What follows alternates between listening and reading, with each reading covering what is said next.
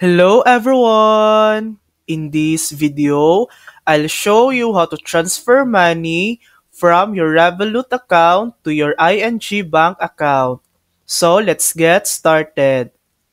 First, open the Revolut app on your phone. At the bottom of the screen, tap Payments. Next, tap the plus icon in the top right corner. Then select Bank Recipient. Here, choose your country and currency. Then enter your IBAN, first name, middle name, and last name. Once everything's filled out, tap Add Recipient at the bottom. Your ING Bank account will now appear in your recipients list. Just tap on it. Double check that your name and IBAN are correct. Then tap Send at the bottom of the screen.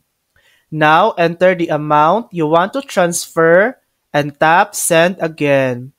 The money will usually appear in your ING account instantly, often within just a few seconds.